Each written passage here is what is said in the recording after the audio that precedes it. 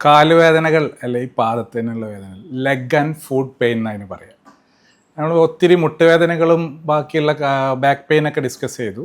അതുപോലെ തന്നെ ഈ കാലുവേദനകളും പാദവേദനകളും ഫുഡ് പെയിൻ ഭയങ്കര ഒരു ഇൻട്രസ്റ്റിംഗ് ടോപ്പിക്കാണ്. ഒത്തിരി പേര് അനുഭവിക്കുന്ന വേദനയുള്ള ഒരു സംഭവമാണ്. ഇവിടെ ആക്ച്വലി എന്താ സംഭവിക്കുന്നത്, നമ്മളെ കാല്, അതായത് മുട്ടിൻ്റെ താഴെയുള്ള ഏരിയയാണ് ലെഗ് അല്ലെങ്കിൽ കാല് നമ്മൾ കോമൺ ആയിട്ട് പറയും. ആ താഴെയുള്ള ആംഗിളും പിന്നെയുള്ള നമ്മൾ പാദം എന്ന് പറയും. ഇവിടെ വേദനകൾ പലതായിട്ട് വരാറുണ്ട്. പഴക്കം ക്രോണിക് ആയിട്ടുള്ള വേദനകൾ വരാറുണ്ട്. ഇതിനെല്ലാം കുറച്ച് കാരണങ്ങളുണ്ട്. എല്ലാ വേദനകളും ഉണ്ടായിരിക്കും. ഇപ്പം നിങ്ങൾക്ക് എവിടെ വീണു അല്ലെങ്കിൽ ഇടിച്ചു അല്ലെങ്കിൽ ഫ്രാക്ചറായി പൊട്ടുണ്ടായി ആ വേദനകളെക്കുറിച്ചല്ല നമ്മൾ സംസാരിക്കുന്നത്. അതെല്ലാം അക്യൂട്ട് പെയിനായിട്ടുള്ള സംഭവങ്ങളാണ്. ഇത് നമ്മൾ പഴക്കം ചെന്ന കാൽവേദനകൾ എന്തെല്ലാം കാരണം കൊണ്ടുണ്ടാകാൻ നോക്കാം. ഏറ്റവും കൂടുതലായിട്ട് കാണുന്നത് എന്താണെന്ന് വെച്ചാൽ, നമ്മൾ ഈ മുട്ടിൻ്റെ താഴെ നിന്ന് തന്നെ തുടങ്ങാം. നമ്മളെ മുട്ടിൻ്റെ താഴെ രണ്ടില്ല, ടിബിയ, ഫിബുല ഉണ്ട്. പിന്നെ അതിൻ്റെ മേലുള്ള മസിലുകൾ, ഫേഷ്യ, ഈ മസിലിൻ്റെ മേലുള്ള പാടകൾക്കാണ് ഫേഷ്യ എന്ന് പറയുന്നത്. ഇതെല്ലാം ചേർന്ന് പിന്നെ അതിൻ്റെ മേലെ സ്കിന്നുകൾ, മറ്റ് ഫാറ്റുകൾ, അതിൻ്റെ അടിയിൽ പോകുന്ന ബ്ലഡ് വെസലുകൾ, രക്തധമനികൾ, പിന്നെ അതിൻ്റെ അടിയിൽ പോകുന്ന നെർവുകൾ, ഇതെല്ലാം ചേർന്നാണ് നമ്മൾ കാല്. ഈ കാലിലോട്ട് കൂടുതലായിട്ട് പെയിൻ വരുന്നത് ഫസ്റ്റ് നമുക്ക് ഉള്ളിൽ നിന്ന് തുടങ്ങാം. ബോൺ പെയിൻ വരാം. അതായത് എന്തെങ്കിലും പൊട്ടലുണ്ടായ അത് ബോൺ പെയിൻ നമുക്ക് എക്സ്റേയിലെല്ലാം കാണാം. അത് അതിൻ്റെ ചികിത്സയായിട്ട് പോകണം. പക്ഷേ കുറേ കാലമായിട്ടുള്ള വേദനകൾക്ക് മറ്റ് പല കാരണങ്ങളും, വേദനകൾ എല്ലിലായിട്ടും കൂടുതൽ മസിലുകൾക്ക് അല്ലെങ്കിൽ അതിലൂടെ ഞരമ്പുകൾക്ക് അവിടെ ടൈറ്റ് ആവുക അല്ലെങ്കിൽ എൻട്രാപ്മെൻറ്റ് എന്നൊക്കെ പറയും. അതായത് അതിലൂടെ പോകുന്ന പെറോണിയൽ നെർവ്, അതേപോലുള്ള കോമൺ പെറോണിയൽ നെർവ്, ഇങ്ങനത്തെ കാര്യങ്ങളൊക്കെ അതൊക്കെ ആ ബോണിൻ്റെയും മസിലിൻ്റെ അടിയിലൂടെ പോകുന്ന ഞരമ്പുകൾ അവിടെയും ടൈറ്റ് ആവില്ല, ജാം ആയാലും ആ ഏരിയയിലൊക്കെ കടച്ചിൽ വേദന ഉണ്ടാകാറുണ്ട്.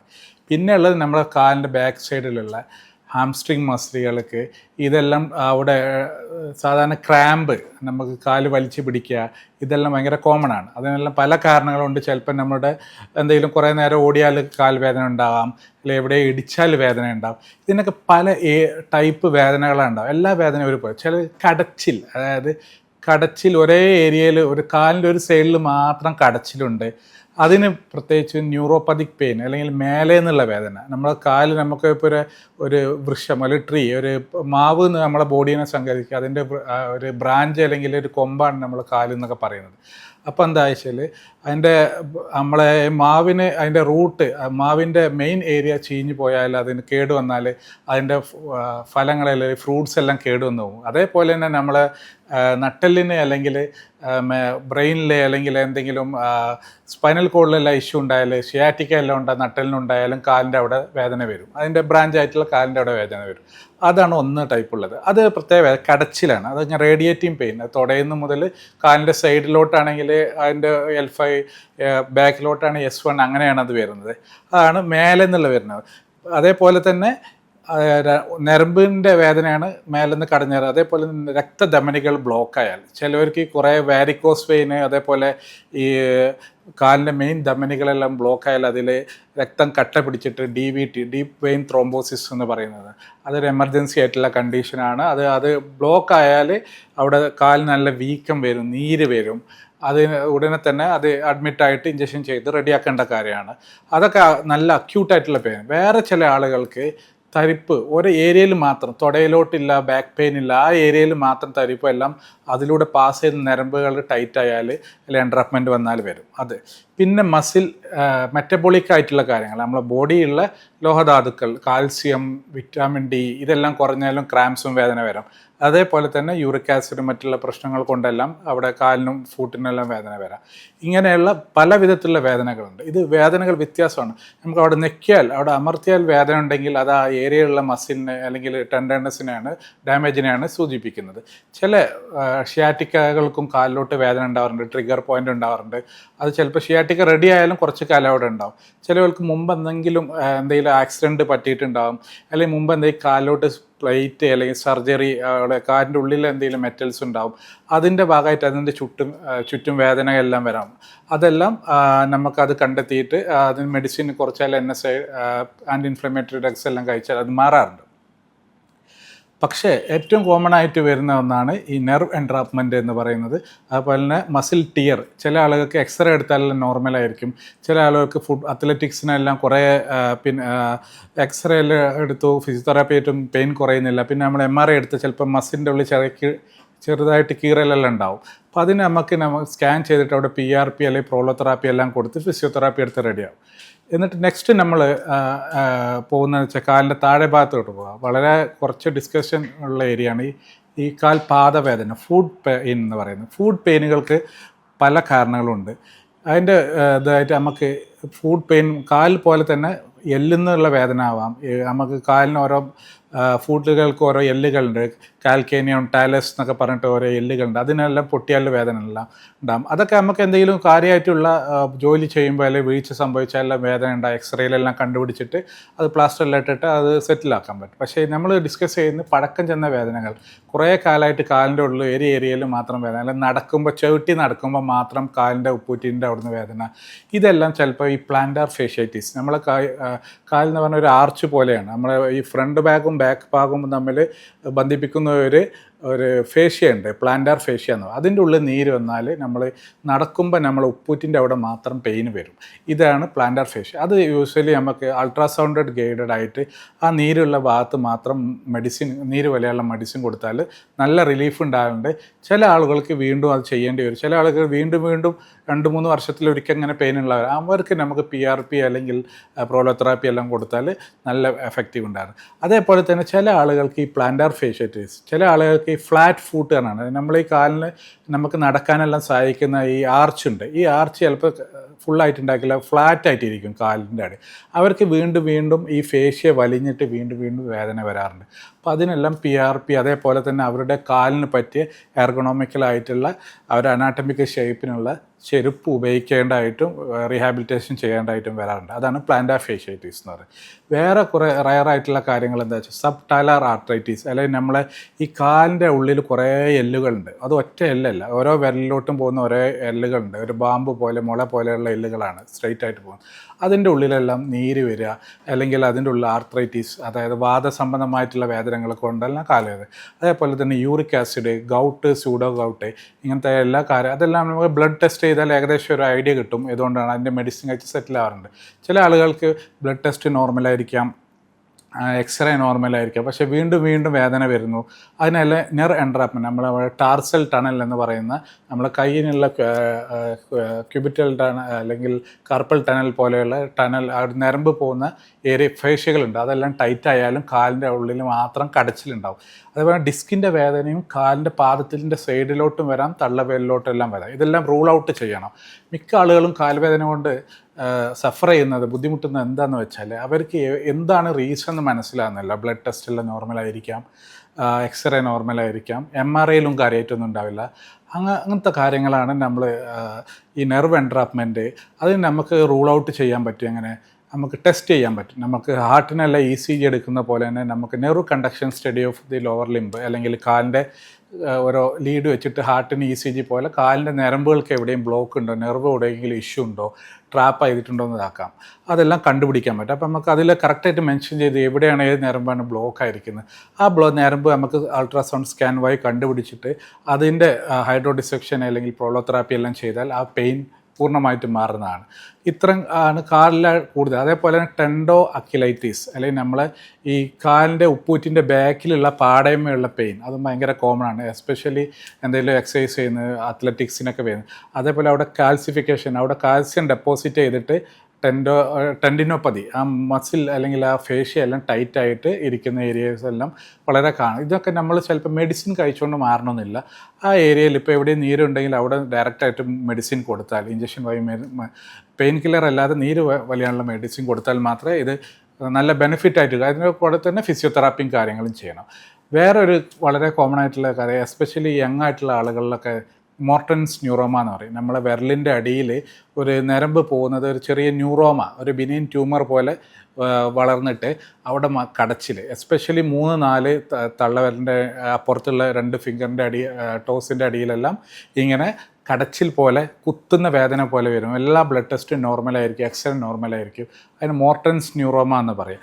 അത് നമുക്ക് അൾട്രാസൗണ്ട് വഴി അതിൻ്റെ ചുറ്റും ഇഞ്ചക്ഷൻ ചെയ്താൽ കുറേ കാലത്തിന് റിലീഫ് ഉണ്ടാവും. ഇല്ലെങ്കിൽ മാത്രം അതിന് സർജിക്കൽ ഇത് ചെയ്യാൻ പാടുള്ളൂ. അപ്പോൾ കാലിൻ്റെ വേദന അല്ലെങ്കിൽ ഫൂട്ടിൻ്റെ വേദനയിൽ നമ്മൾ മെയിനായിട്ട് ശ്രദ്ധിക്കേണ്ടത് ഈ വേദന വരാൻ കാരണം എന്താണ്, ഇത് എക്സ്റേ എടുത്ത് നോക്കണം, എല്ലിന് എന്ത് ഇഷ്യൂ ഉണ്ടോ, പിന്നെ ബ്ലഡ് ടെസ്റ്റ് നോക്കണം, യൂറിക് ആസിഡ് റൂൾ ഔട്ട് ചെയ്യണം.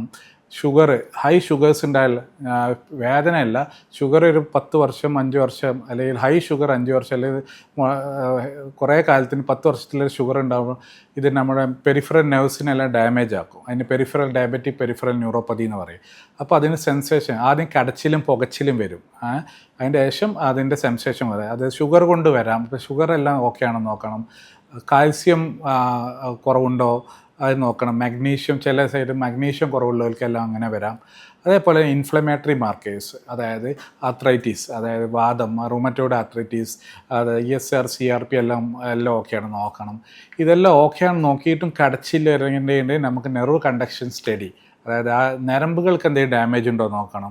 അതേപോലെ തന്നെ നമ്മൾ കാലിലോട്ട് പോകുന്ന രക്തധമനികൾക്ക്, അതായത് വീനസ് ഡോപ്ലർ ചെയ്ത് നോക്കാം, എന്തെങ്കിലും ബ്ലോക്ക് ഉണ്ടോ നോക്കണം. അങ്ങനെ ബ്ലോക്ക് വന്നാൽ ഇത് വരാം. അതേപോലെ തന്നെയുള്ള POVD അല്ലെങ്കിൽ PAVD എന്ന് പറയും, പെരിഫറൽ ഒക്ലൂസി ഡിസീസ്. ഏറ്റവും കൂടുതൽ കാണുന്നത് ഇത് സ്മോക്കേഴ്സ് അല്ലെങ്കിൽ ബുജേഴ്സ് ഡിസീസ് എന്നൊക്കെ പറയും. കുറേ കാലം സ്മോക്ക് ചെയ്താൽ കാലിലോട്ട് രക്തോട്ടം കുറയും. നമ്മളൊരു കൃഷിയിടത്തിൽ നമ്മൾ ആ കൃഷി അല്ലെങ്കിൽ അവിടെ ധാന്യങ്ങൾ അല്ലെങ്കിൽ ഫ്രൂട്ട്സ് ഉണ്ടാകണമെങ്കിൽ നമ്മൾ ഡെയിലി വെള്ളം തെളിയിക്കും. അതേപോലെ ആ വെള്ളം തെളിയിക്കുന്ന പൈപ്പ് ആണ് ഈ രക്തധമനികൾ എന്ന് പറയുന്നത്. വെള്ളം തെളിയിച്ചില്ലെങ്കിൽ കൃഷി ഉണ്ടാകത്തില്ല. അതേപോലെ തന്നെ അങ്ങോട്ട് ബ്ലഡ് എത്തിയിട്ടില്ലെങ്കിൽ നമ്മളെ കാലിലെ മസിലുകൾ നശിക്കും, അതിലോട്ട് പോകുന്ന ഞരമ്പുകൾ നശിക്കും, അതായിട്ട് ഫുള്ളായിട്ട് ബ്ലോക്കായി പോകും. അതുകൊണ്ട് ഭയങ്കര കടച്ചിലായിട്ടായിരിക്കും ഈ പേഷ്യൻസ് എപ്പോഴും വരുന്നത്. അത് നമ്മൾ റൂൾ ഔട്ട് ചെയ്യണം. സ്കാൻ വഴി, വീനസ് ഡോപ്ലർ വഴി എന്തെങ്കിലും എവിടെയും ബ്ലോക്ക് ഉണ്ടോ എന്ന് നോക്കണം. അതിൻ്റെ പെയിൻ നമുക്ക് കുറയ്ക്കാനും വേണമെങ്കിൽ ലംബാർ സിമ്പറ്റിക് ബ്ലോക്ക് എന്നൊക്കെ പറഞ്ഞിട്ടുള്ള കാര്യങ്ങളൊക്കെ ചെയ്യാറുണ്ട്. നമ്മളവിടെ രക്തം കോയലുകൾ വികസിക്കാനുള്ള ഇഞ്ചക്ഷൻ എല്ലാം കൊടുക്കാൻ പറ്റും. നല്ല ബ്ലോക്ക് ഉണ്ടെങ്കിൽ അത് വാസ്കുലർ സർജറി, അത് പെരിഫറൽ ആൻജിയോപ്ലാസ്റ്റി എല്ലാം ചെയ്തിട്ട് ബ്ലോക്ക് റെഡിയാക്കാൻ ചെയ്യുകയാണ് ചെയ്യാറ്. അപ്പോൾ ഇത്തരം വേദനകൾ പലവിധമാവാം. എല്ലുകളിൽ നിന്നുള്ള വേദന ആവാം, പെട്ടെന്നുള്ള വേദന ആവാം. അതൊക്കെ ഓർത്തോപീഡിഷ്യന്മാർ അവർ ട്രീറ്റ് ചെയ്യും. പക്ഷേ കുറേ കാലമായിട്ടുള്ള വേദനകൾ, ഓപ്പറേഷൻ ചെയ്തതിൻ്റെ ശേഷം വേദനകൾ, ഓപ്പറേഷൻ ചെയ്തതിൻ്റെ പ്ലേറ്റ് ഇളകിയിട്ടുണ്ടോ എന്നുള്ളതൊക്കെ നോക്കണം. അതിന് ചുറ്റും ഇൻഫെക്ഷൻ ഉണ്ടോ നോക്കണം, ബ്ലഡിൽ യൂറിക് ആസിഡ് ഉണ്ടോ നോക്കണം, ആർത്രൈറ്റീസ് വാദത്തിൻ്റെ അസുഖങ്ങളുണ്ടോ റൂൾ ഔട്ട് ചെയ്യണം. ഇതെല്ലാം റൂൾ ഔട്ട് ചെയ്തിട്ട് വീണ്ടും കടച്ചിലുണ്ടെങ്കിൽ നമുക്ക് അവിടെ നെർവിൻ്റെ കണ്ടക്ഷൻ കറക്റ്റായ രീതിയിലാണ് നോക്കണം. നമ്മൾ രക്തധമനി കറക്റ്റായ രീതിയിലാണ് നോക്കണം. ഇതൊക്കെ നമുക്ക് ക്ലിനിക്കലി ഒരു ഇൻ്റർനാഷണൽ പെയിൻ ഫിസിഷ്യന് ക്ലിനിക്കലി പെട്ടെന്ന് മാറ്റാൻ പറ്റും. പക്ഷേ ഇതൊന്നും അറിയാതെ നമ്മൾ പല രീതിയിലുള്ള മെഡിസിൻസ് കുറേ കാലം പെയിൻ കില്ലർ എടുക്കുമ്പോൾ നമ്മൾ എവിടുന്നാണ് വേദന, എന്തുകൊണ്ടാണ് വേദന എന്നറിയാതെ മൊത്തത്തിലുള്ള പെയിൻ മെഡിസിൻ എടുക്കുമ്പോൾ അതൊരിക്കലും മാറുന്നില്ല. അപ്പോൾ നമുക്ക് ആ ടാർഗറ്റ് ഓറിയൻറ്റഡ്, അത് ക്ലിനിക്കലി നമ്മൾ 1 by 1 ആയിട്ട് എക്സ്ക്ലൂഡ് ചെയ്തിട്ട് ഇതുകൊണ്ടാണെന്ന് മനസ്സിലാക്കിയിട്ട്, ഇപ്പോൾ ഡയബറ്റിക്കിനാണെങ്കിൽ അതിനുള്ള മെഡിസിൻ, പ്രോളോതെറാപ്പി എല്ലാം ചെയ്യാൻ പറ്റും. അതേപോലെ പ്ലാന്റാർ ഫേഷ്യേറ്റിസ് ആണെങ്കിൽ നമുക്ക് ആ ഫേഷ്യ ഇൻഫ്ലമേഷൻ കുറക്കാനുള്ള ഇഞ്ചക്ഷൻസ് PRP കൊടുക്കാൻ പറ്റും. അതേപോലെ തന്നെ ഈ ആർത്രൈറ്റിസ് ആണെങ്കിൽ, റുമറ്റോയിഡ് ആണെങ്കിൽ റുമറ്റോളജിസ്റ്റ് അണ്ടറിൽ ട്രീറ്റ്മെൻറ്റ് ചെയ്യാൻ പറ്റും. നല്ല ഇൻഫ്ലമേഷൻ ഉണ്ടെങ്കിൽ നമുക്ക് ജോയിൻറ്റിലോട്ട് നമുക്ക് നീര് വലിയുള്ള ഇഞ്ചക്ഷൻ കൊടുക്കാൻ പറ്റും. അതേപോലെ തന്നെ റാഡിക്കുലോപ്പതി, മേലെ നിന്നുള്ള വേദനയാണെങ്കിൽ നമുക്ക് മേലെ ഇഞ്ചക്ഷൻ കൊടുത്തിട്ട് ആ റൂട്ട് ബ്ലോക്ക് ക്ലിയർ ചെയ്താൽ മാത്രമേ താഴോട്ടുള്ള വേദന മാറുള്ളൂ. പിന്നെ മസിൽ ടിയർ അങ്ങനെ എന്തെങ്കിലും നല്ല ടിയർ ഉണ്ടെങ്കിൽ അത് ഓർത്തോപെഡിക് സർജന്മാർ സർജറി ചെയ്ത് റെഡിയാക്കി. ചെറിയ ടിയറൊക്കെ നമുക്ക് PRP കാര്യങ്ങളൊക്കെ ചെയ്യാം.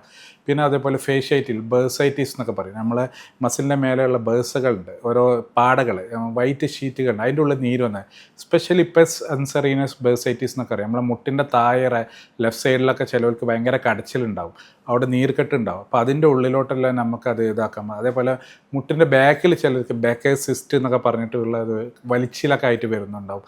അപ്പം അങ്ങനെ മൊത്തത്തിൽ എന്ന് പറഞ്ഞാൽ ഇത് മൊത്തമായിട്ടുള്ളൊരു കോംപ്ലക്സ് ആണ്. അപ്പോൾ അത് നമുക്ക് റൂൾ ഔട്ട് ചെയ്യണം.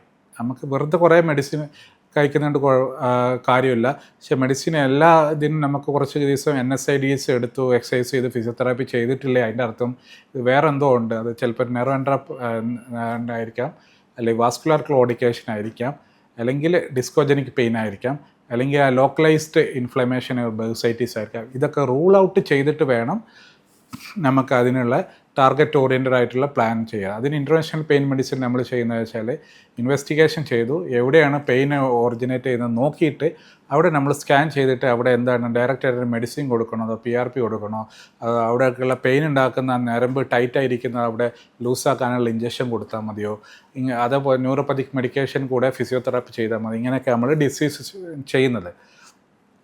പറഞ്ഞു വരുന്നത് എന്താ വെച്ചാൽ നമ്മൾ കാല് വേദന അല്ലെങ്കിൽ ഫുഡ് പെയിൻ, മുട്ടിൻ്റെ താഴെയുള്ള വേദന എന്ന് പറഞ്ഞാൽ എല്ലാം ഒന്നല്ല, പല റീസൺ കൊണ്ടാവാം. ഞരമ്പ് കൊണ്ടാവാം, വാസ്കുലർ രക്തബന്ധങ്ങൾ കൊണ്ടാവാം, എല്ലുകൊണ്ടുണ്ടാവാം. എല്ലുകൊണ്ട് പ്രത്യേകിച്ച് ഒരു കാര്യം കൂടെ പറയാം, ചില ആളുകൾക്ക് പ്രത്യേകിച്ച് പ്രായമുള്ള ആളുകൾക്ക്, ചെറിയ കുട്ടികൾക്കെല്ലാം എല്ലാം എല്ലാ ടെസ്റ്റും നോർമലായിട്ട് ഒരു എല്ലുകൾക്കെല്ലാം വേദന ഉണ്ടെങ്കിൽ നമ്മൾ മറ്റുള്ള ക്യാൻസർ പോലെയുള്ള അസുഖങ്ങളും റൂൾ ഔട്ട് ചെയ്യേണ്ടതും, മറ്റുള്ള ലുക്കീമിയ അങ്ങനത്തെ കാര്യങ്ങൾക്കെല്ലാം ചിലവർക്ക് എല്ലുവേദനയായിട്ട് പ്രസൻറ്റ് ചെയ്യണം, അതുകൂടെ റൂൾ ഔട്ട് ചെയ്യണം. റയർ ആണെങ്കിലും അതുകൂടെ റൂൾ ഔട്ട് ചെയ്യണം. അതേപോലെ മെറ്റബോളിക് ആയിട്ടുള്ള കാര്യങ്ങൾ റൂൾ ഔട്ട് ചെയ്യണം, യൂറിക് ആസിഡ്, കാൽസ്യം, മിനറൽസ്, ഇതിനെല്ലാം റൂൾ ഔട്ട് ചെയ്യണം. അതേപോലെ തന്നെ ആർത്രൈറ്റീസ്, റുമറ്റോയ്ഡ് ആർത്രൈറ്റീസ്, ഇതെല്ലാം റൂൾ ഔട്ട് ചെയ്തിട്ട് ഏതാണ് അതിൻ്റെ ടാർഗറ്റ് ഓറിയൻറ്റഡ്, എന്തുകൊണ്ട് വന്നു, അത് എന്തൊക്കെ ചെയ്യാൻ പറ്റും, എന്തൊക്കെ ചെയ്താൽ റെഡിയാവും, അതിൻ്റെ ശേഷം ഇതൊക്കെ ഇന്ന തന്നെ എക്സസൈസും ഫിസിയോതെറാപ്പി ചെയ്താൽ അങ്ങനെ റീഹാബിലിറ്റേഷൻ ചെയ്തിട്ട് എടുക്കണം. ഇങ്ങനെയാണ് ഇൻ്റർവെൻഷൻ പെയിൻ മെഡിസിനിൽ കാല്, ഫൂട്ട്, ഇതിനുള്ള മാനേജ്മെൻറ്റ്. അപ്പോൾ ഇത്രയാണ് ഏറ്റവും കൂടുതൽ കാലിനും ഫൂട്ടിനും വരുന്ന വേദനകൾക്കുള്ള ട്രീറ്റ്മെൻറ്റ് ഓപ്ഷൻസും അതിനുള്ള കാരണങ്ങളും. വേറെ ടോപ്പിക്കുമായിട്ട് അടുത്ത വീഡിയോയിൽ കാണാം. നന്ദി, നമസ്കാരം. Thank you.